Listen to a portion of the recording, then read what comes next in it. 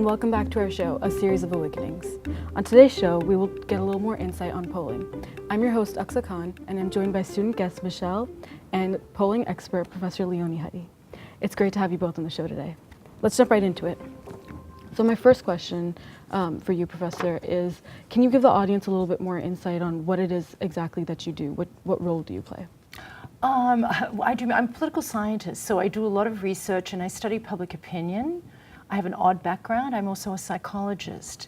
So I don't psychoanalyze people, but I do try to figure out why they hold the opinions that they do.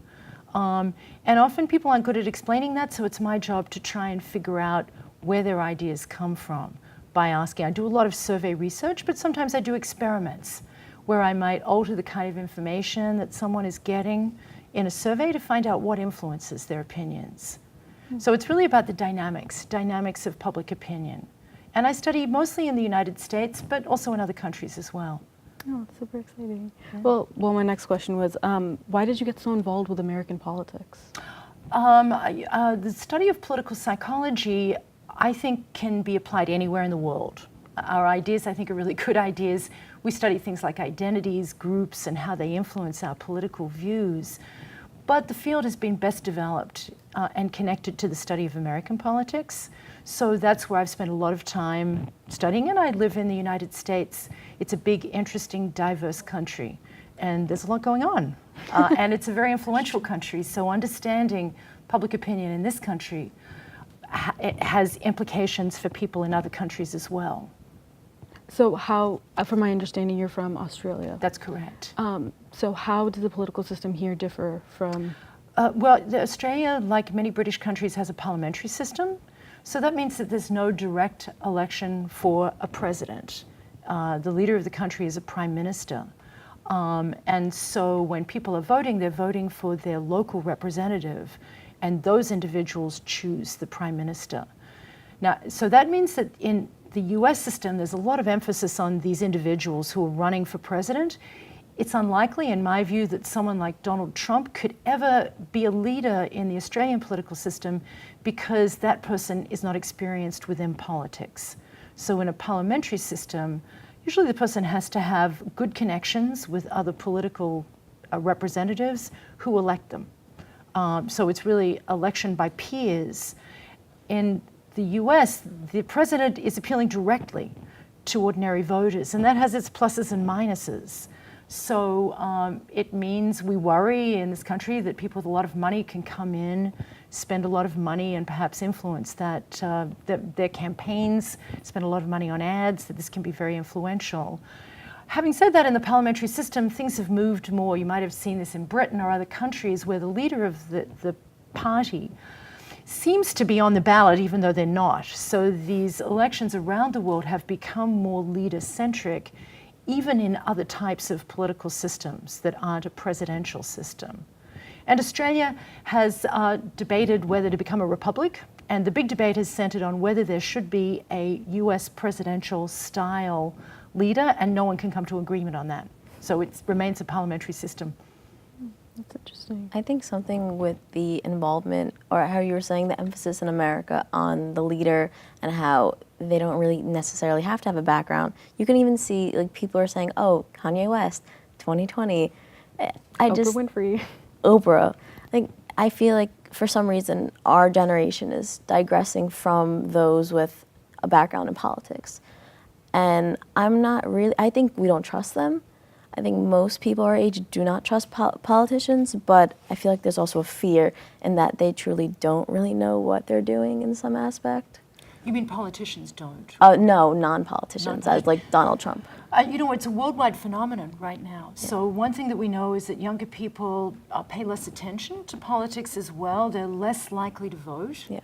They're involved in other ways. So they'll get involved in online campaigns through social networks and so on. And then we've also seen this rise in some countries of the anti-politician. So Donald Trump may be one example, but other countries also have had pirates and comedians lead political parties, and people say, oh, I don't know, why not? You know, why not give them a shot? And in some cases that's created problems because the person just doesn't know how to work the system.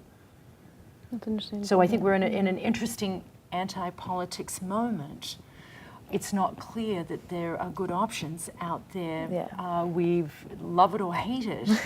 We live in democracies where we have to elect people to represent us. Kind of going off of that, do you think that participating in politics and voting, do you think that's a preference or do you think it's a civic duty? Certainly, I'll give you an example. In Australia, it's compulsory. So there you're fined if you don't vote.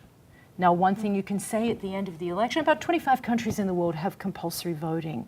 Whether they enforce it is debatable. In Australia, they do, so you'll get a fine in the mail if you don't vote. The one thing you can say at the end of that is that 98% of the people voted.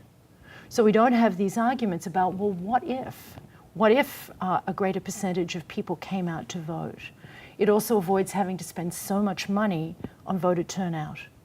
That money just doesn't need to be spent. The government just fines you if you don't go.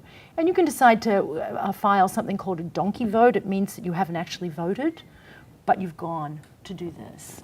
So I think it's for us all to consider, would we feel better if we thought all voices were represented?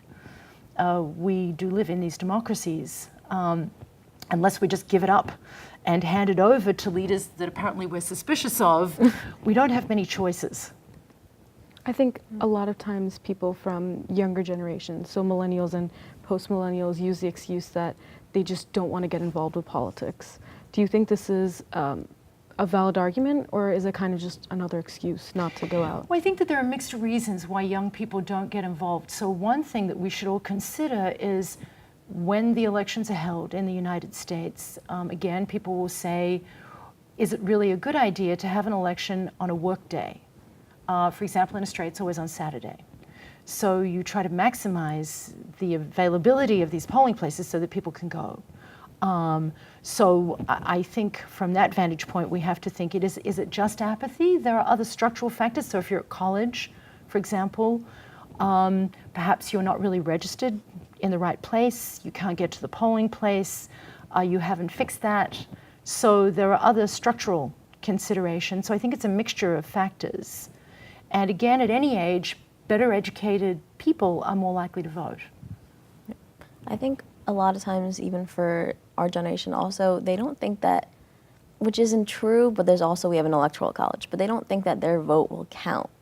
Since we saw with the last election, the popular vote outweighed, and we still want the electoral college. So I think that's an issue that needs to be addressed.